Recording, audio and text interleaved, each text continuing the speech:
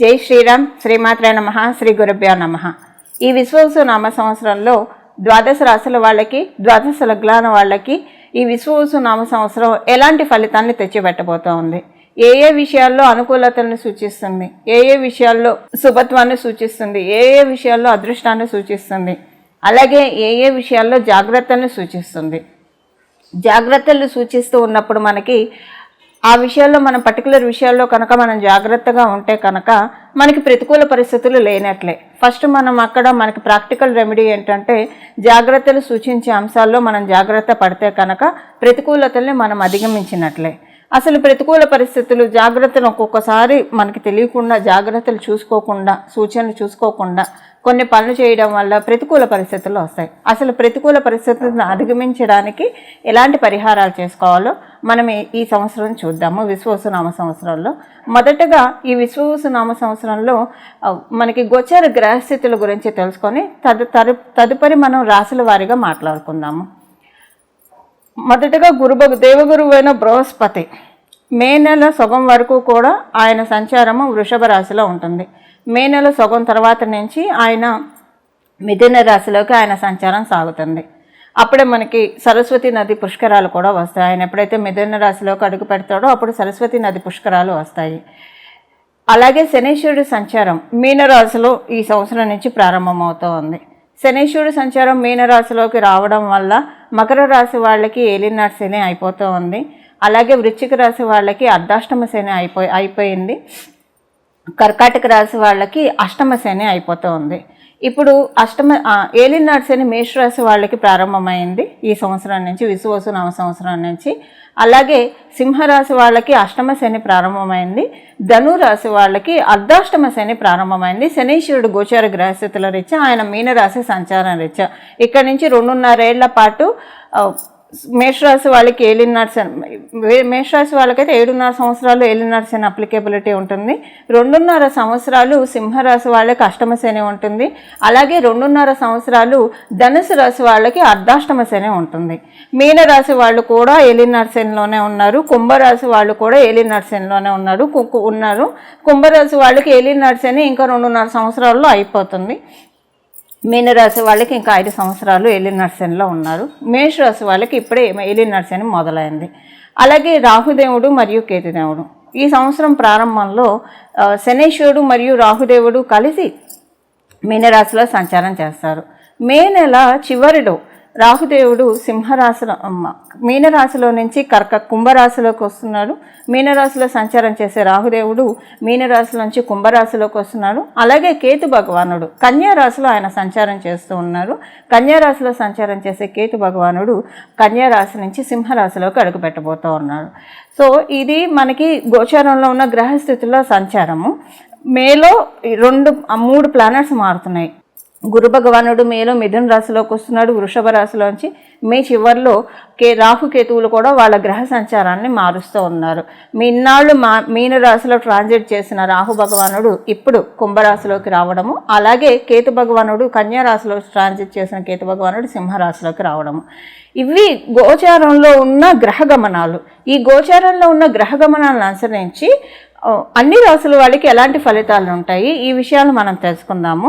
ఆదాయ వ్యయము, రాజ్యపూజ్యం, అవమానం వీటితో పాటుగా మనం తెలుసుకుందాము. తులారాశి ఆదాయం 11, వ్యయం 3, రాజపూజ్యం 2, అవమానం 2. తులారాశిలో పుట్టిన వాళ్ళకి ఈ సంవత్సరం విశ్వవసు నామ సంవత్సరంలో ఎలాంటి ఫలితాలు ఉండబోతూ ఉన్నాయి?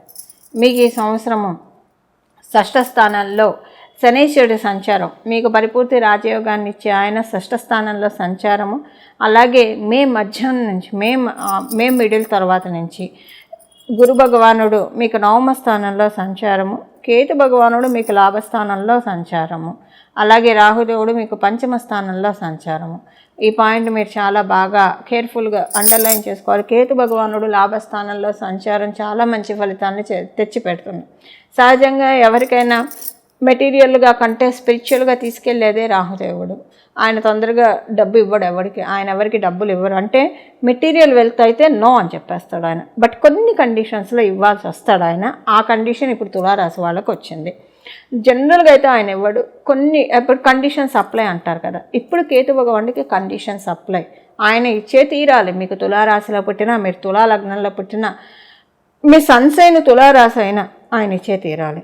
సో అదేంటంటే ఇప్పుడు మీకు అంటే ఆయన ఇచ్చేప్పుడు ఇస్తాడు. మీ జన్మజాతకం బాగా ఉంటే కనుక బాగా మంచి ఆదాయపరంగా చాలా బాగా ఉంటుంది. వారసత్వంగా ఏమన్నా రావాల్సి ఉంటే అవన్నీ కూడా మొత్తం క్లియర్ అయిపోయి మీకు వస్తుంది. ట్రాఫిక్ జామ్ అంతా క్లియర్ అవుతుంది. లేదా మీకు ఏవైనా పెండింగ్ పనులు ఉన్నాయి, అబ్బా ఈ పని నాకు అయిపోతే బాగుండు, లేదా దీంట్లోంచి నేను రిలీవ్ అయితే బాగుండు అని మీరు ఏదైనా అనుకుంటూ ఉంటే దాంట్లోంచి మీరు రిలీవ్ అవుతారు. ఆ పనులు మీకు అవుతాయి, పెండింగ్ పనులన్నీ మీకు అవుతాయి. అలాగే ఆదాయపరంగా మీకు అనుకోకుండానే అంటే ఒక్కోసారి మనము చేసే పనులు కొన్నిసార్లు ఏం ఆలోచించుకోకుండా చేసేస్తూ ఉంటాం. అప్పుడు మన చుట్టూ ఉన్న వాళ్ళు చెప్తారు, ఏంటి తలతోక లేకుండా ఇలా చేసావేంటి అని. సో ఇప్పుడు మీకు ఎగ్జాక్ట్గా ఫైనాన్షియల్ మ్యాటర్స్లో అలానే పడుతున్నాయి. అరే రాంగ్ స్టెప్ వేసేసానేమో, అరే ఇలా చేయకుండా ఉండాల్సింది, ఏంటి ఇలా చేశాను నేను అని అనుకున్న విషయాలన్నీ మీకు ఫైనాన్షియల్గా మంచి ట్రాన్స్ఫర్మేటివ్ మోడ్లోకి తీసుకెళ్తాయి. అలాగనే మీరు ప్రయత్నపూర్వకంగా ఏదో అలాగ రాంగ్ స్టెప్ వేస్తే అది నిజంగానే రాంగ్ స్టెప్ అవుతుంది. అది దానంతట అదే జరుగుతుంది. దానంతట అది డెస్టినీ, విధి నిర్ణయం. విధి ఇవ్వాలని అనుకున్నప్పుడు విధి చేతే లెక్కించబడాలి. ఆ విషయం మనం లెక్కించుకోకూడదు. సో ఇప్పుడు విధి లిఖిస్తుంది మీ తరఫున. ఫైనాన్షియల్ మ్యాటర్స్లో మీకు తెలియకుండానే ఒక చిన్న ఇదే ఏర్పడుతుంది. సో అంటే ఒక చిన్న మిస్టేక్ చేస్తారు మీకు తెలియకుండానే, అదే మీకు ప్లస్ అవుతుంది. అది ఎలా జరుగుతుంది అనేది ఆ మ్యాజిక్ అనేది డెస్టినీ మీకు ఇస్తుంది. అప్పుడు మీకు చూడండి తినబోతు రుచులు ఎలా అన్నట్లు అది మీరు చూడండి. బట్ ఏదేమైనా కేతు భగవానుడు ప్రామిస్ తులారాశిలో పుట్టిన వాళ్ళకి, తులా లగ్నంలో పుట్టిన వాళ్ళకి ఫైనాన్షియల్ బ్లెస్సింగ్స్. ఇది మీరు వ్యాపారస్తులు అవ్వచ్చు, ఉద్యోగస్తులు అవ్వచ్చు, మీరు గృహిణులు అయినా, మీరు విద్యార్థులు అయినా ఇది అప్లికేబిలిటీ. ఉదాహరణకి మీరు గృహిణులు అయితే మీ భర్తకి కలిసి వస్తుంది, బాగుంటుంది. ఒకవేళ మీ పిల్లలు ఉద్యోగం చేస్తుంటే వాళ్ళకి బాగుంటుంది. మీరు విద్యార్థులు అయితే అంటే మీ పిల్లలు విద్యార్థులు వాళ్ళది తులారాశిలో పుట్టిన, వాళ్ళు తులా లగ్నంలో పుట్టిన బాగుంటుంది. ఎందుకంటే ఇప్పుడు తినేవాళ్ళు ఉంటే మన చుట్టూ సంపాదించే యోగ్యత ఆటోమేటిక్గా వచ్చేస్తుందండి. సో మీ పిల్లలకి తినే యోగ్యత ఉంటే మీకు వస్తుంది, మీరు వర్నింగ్ అయితే మీకు వస్తుంది. సింపుల్, ఇక్కడ అంతే లాజిక్. మన చుట్టూ తినేవాళ్ళు ఉన్నారా లేదా అనేది చూసుకోవాలి. సో మనది ఎంత బాగున్నా మన చుట్టూ తినేవాళ్ళు ఉంటే డెఫినెట్గా బాగా సంపాదించగలుగుతాం. అది లేకపోతేనే బ్యాలెన్స్ అవుతుంది. సో ఇప్పుడు ఏంటంటే కేతు భగవానుడు మిమ్మల్ని ఈ మోడ్లోకి తీసుకెళ్తూ ఉన్నారు. సంతాన పరంగా మీకు డిజైర్స్ ఎక్కువగా ఉంటాయి, వాళ్ళకి ఏదో ఒకటి చెయ్యాలి. మీరు సంతానం కోసం ప్రయత్నిస్తూ ఉంటే అనుకూలంగా ఉంది. గోచారం అయితే అనుకూలంగా ఉంది. బట్ ఏంటంటే కొంచెం టెస్టింగ్ ఉంటుంది. ఒక మాయలోకి వెళ్తారు. కన్సీవ్ అవ్వకుండా అయ్యాను అనుకుంటారు. అయ్యి కూడా మీకు తెలియకపోవచ్చు. 5-6 నెలలు అయ్యాక మీరు 6th మంత్ అని చెప్పచ్చు, లేదా 5th మంత్ అని చెప్పచ్చు. చూసుకోరు, ఓవర్లుక్లో వెళ్ళిపోతారు. ఇలా ఏదో ఒకటి ఉంటుంది. ఒక చిన్న అదేంటి అంత చూసుకోకుండా ఉన్నావా అని మీ చుట్టూ ఉన్న వాళ్ళు అడగవచ్చు. సో ఇలాంటిది ఏదన్నా ఉంటుంది. సంతానం కోసం ప్రయత్నించే వాళ్ళకి ఇలా ఉండి అప్పుడు సంతాన సాఫల్యత ఉంటుంది.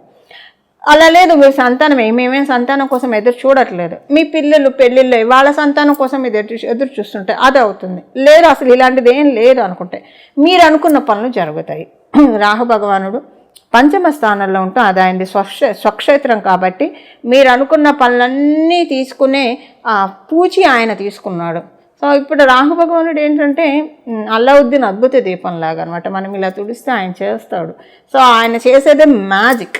లైఫ్లో మ్యాజిక్స్, మిరాకల్స్ జరగాలంటే రాహుదేవుడి యొక్క ఆశీస్సులు కావాలి మనందరికీ.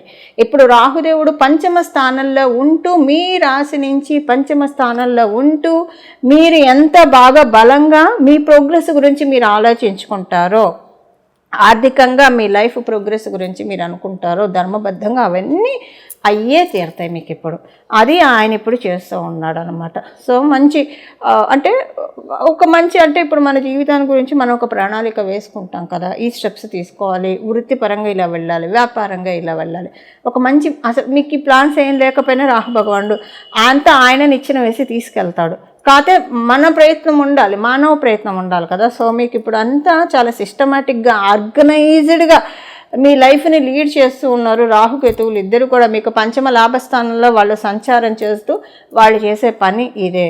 ఇప్పుడు కేతు భగవానుడు లాభస్థానంలో ఉన్నాడు కాబట్టి ఖచ్చితంగా ఇది మీకు ఇచ్చి తీరాలి. ఇంకొక విషయం ఏంటంటే బ్యూటిఫుల్ థింగ్, కాలపురుషుడు కుండలిలో నుంచి ఇది పంచమ స్థానం అయింది, సింహరాశి పంచమ స్థానం అయింది. అక్కడ కేతు భగవానుడు సంచారం చేస్తున్నాడు. మీ రాశి నుంచి లాభస్థానం, కాలపురుషుడు కుండలిలో నుంచి పంచమ స్థానం, అంటే ఇక్కడ పంచమ లాభస్థానాలు రెండు యాక్టివేట్ అవుతున్నాయి. ఇక్కడ రాహు భగవానుడిని చూస్తే మేషరాశిలోంచి సహజ కాలపురుషుడు కుండలిలో నుంచి ఆయనది లాభస్థానం అయింది. మీ రాశిలోంచి పంచమ స్థానం అయింది. అక్కడ పంచమ లాభస్థానాలే. అందుకే ఇప్పుడు రాహుకేతువులు ఇద్దరు దేవుళ్ళు ఇద్దరూ కూడా దేనికి నో చెప్పకుండా, అందుకే కండిషన్స్ అప్లై కేతు భగవానుడికి అని చెప్పడానికి కారణం. మెటీరియల్ వెల్త్కి అయితే ఆయన ఎప్పుడు రెడ్ సిగ్నలే పెట్టేస్తాడు, నో బాస్ ఇప్పుడు కాదని చెప్పి. కానీ కొంతమందికి ఆయన పెట్టాడు, గ్రీన్ సిగ్నలే పెట్టాలి. కొంతమందికి ఆరెంజ్ పెడతాడు, వెయిట్ చేయాల్సి వస్తుంది. బట్ కొంతమందికి ఆయన ఎప్పుడు గ్రీన్ సిగ్నలే ఉంచాలి వాళ్ళ జన్మ జాతకాలను అనుసరించి. బట్ ఇప్పుడు మీకేంటంటే కేతు భగవానుడు గ్రీన్ సిగ్నలే పెడుతున్నాడు. ఏ విషయాల్లో? ఫైనాన్షియల్ మ్యాటర్స్లో మంచి ట్రాన్స్ఫర్మేషన్స్ మీరు చూడబోతూ ఉన్నారు తులారాశి, తులా లగ్నంలో పుట్టిన వాళ్ళు. సో ఇది మీకు చాలా మంచి ట్రాన్సిట్ అవుతుంది. అన్ని గ్రహాలు కూడా అనుకూలంగా ఉన్నాయి. మీకు షష్ఠ స్థానంలో శనీశ్వరుడి సంచారం కూడా చాలా మంచి బ్యూటిఫుల్ రిజల్ట్స్ని మీకు అందజేస్తూ ఉంది.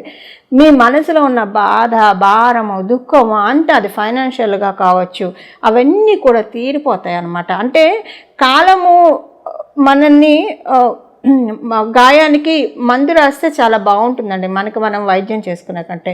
ఇప్పుడు ఆ పీరియడ్లో ఉన్నారు మీరు. ఫైనాన్షియల్గా మీరు ఎన్ని ప్రాబ్లమ్స్ ఫేస్ చేస్తున్నారో, మీ పిల్లల పరంగా మీరేమన్నా ప్రాబ్లమ్స్ ఫేస్ చేస్తుంటే అన్ని గాయాల్ని మాన్పే సమయము ఈ సమయము తులారాశిలో పుట్టిన వాళ్ళకి, తులా లగ్నంలో పుట్టిన వాళ్ళకి. అలాగే మీరు ఒకవేళ సన్సైన్ అయినా కూడా ఇది వర్తిస్తుంది. ఇలాంటి మంచి రిజల్ట్స్ని మీకు అందజేస్తూ ఉన్నాయి గోచారాల్లో ఉన్న గ్రహస్థితిలో. ఇప్పుడు మీకు ఏంటంటే పరిహారం విషయానికి వచ్చేప్పటికీ నిత్య దీపారాధన చేసుకోండి. హాయిగా నిత్యము భగవంతుడిని ధ్యానించుకోండి. స్నానం చేశాక భగవంతుడి కోసం కనీసం ఒక 15 నిమిషాలు కేటాయించండి. లేదంటే మేము అరగంట చేసుకుంటాం, 40 నిమిషాలు చేసుకుంటాం, గంట చేసుకుంటే అంతకు మించి చేసుకుంటా ఉంటే చాలా మంచిది. చాలా ఇప్పుడు కేతు భగవానుడు అదే చూస్తూ ఉన్నారు. మీరు రోజు దేవాలయానికి వెళ్తున్నారా? మీరు రోజు భగవంతుడి యొక్క శ్లోకాలు చదువుతున్నారా? అలాగే మీరు రోజు దీపారాధన చేస్తున్నారా? అవే ఆయన చూస్తూ ఉన్నాడు. అవి చేయకపోయినా ఇస్తాడు ఆయన. సపోజ్ అవేం మీరు అంటే డే టు డే లైఫ్లో ప్రతిరోజు మీకు గుడికి వెళ్ళడం అవకాశం లేదు, అయినా ఆయన ఇస్తాడు. కథ పూర్తిగా ఇవ్వడు, తగ్గిస్తాడు అనమాట. ఆయన మరి సాకులు ఎత్తుక్కోవాలిగా, ఆయన పూర్తిగా ఇవ్వడానికి ఇష్టపడాడు కదా, మరి ఆయన సాకులు ఎతుకుతాడు. బాస్ ఇదిగో వీళ్ళు ఇది చేయట్లేదు కాబట్టి నేను ఇంత ఇవ్వలేను, ఇంతే ఇస్తాను అని చెప్పి ఇస్తాడు. ఇవ్వడం అయితే ఇస్తాడు. వాటిని పెంచుకుంటారా తగ్గించుకుంటారా అనేది మీ చేతిలో ఉంది. మీరు రోజు గుడికి వెళ్ళే అలవాటు లేకపోయినా మీకు పరిహారం ఏంటంటే ఈ సంవత్సరం మొత్తం కూడా మీరు ప్రతిరోజు గుడికి వెళ్ళడము ఒక హాబీగా చేసుకోవాలి, తప్పదు. అదే వాకింగ్లో పెట్టేసుకోండి హాయిగా. మీకు వీలుంటే చెప్పులు లేకుండా వెళ్ళిపోండి. మీకు అక్కడ స్వామి కార్యం స్వకార్యం అవుతున్నాయి. ఇటు వాకింగే అవుతుంది, అటు భగవంతుడు. ఇంకా భగవంతుడు ఆలయంలో 21 ప్రదక్షిణాలు, 40 ప్రదక్షిణాలు, 41 ప్రదక్షిణాలు, 108 ప్రదక్షిణాలు చేస్తాయి. రోజు కాకపోయినా నెలకు ఒక్కసారి చాలా మంచిది. రోజైతే ఒక 11, 21 ప్రదక్షిణాలు చేయడం సాధ్యం అవుతుంది కదా.